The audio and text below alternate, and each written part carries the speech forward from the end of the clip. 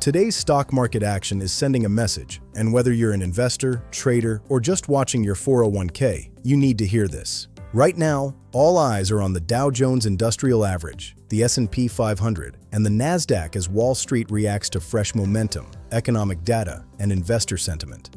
The big question is simple: are we building strength or setting up for volatility? Let's start with the Dow Jones. The Dow tracks 30 major blue-chip companies, the heavyweights of the U.S. economy.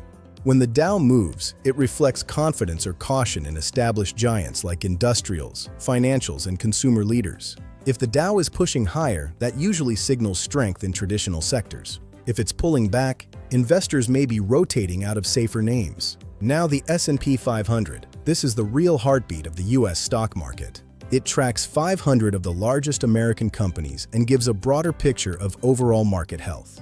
When the S&P 500 is rising, it tells us money is flowing into large-cap stocks across multiple sectors. When it weakens, it often means institutional investors are getting defensive. This index is what many professionals benchmark against, so its direction matters. Then there's the Nasdaq. This is where the growth names live, especially tech.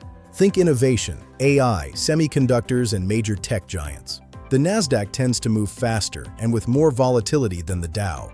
If the Nasdaq is leading higher, it usually means investors are comfortable taking on more risk. If it's falling sharply, that can signal pressure in high-growth stocks. Before the market even opens, traders look at futures: Dow futures, S&P 500 futures, and Nasdaq futures. Futures give us a preview of where the market may open. If futures are green, sentiment is positive going into the bell. If futures are red, traders are preparing for potential downside. The futures market often reacts first to overnight global news, economic data, or geopolitical developments. And we can't ignore the VIX, the volatility index, often called the fear gauge. When the VIX rises, it means investors expect bigger swings in the market.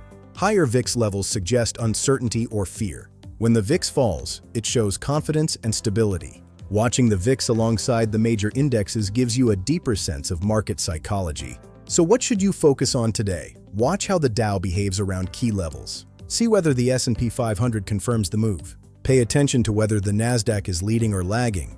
Check futures before the open. And always keep one eye on the VIX to understand the emotional tone of the market. Because at the end of the day, the stock market isn't just numbers on a screen.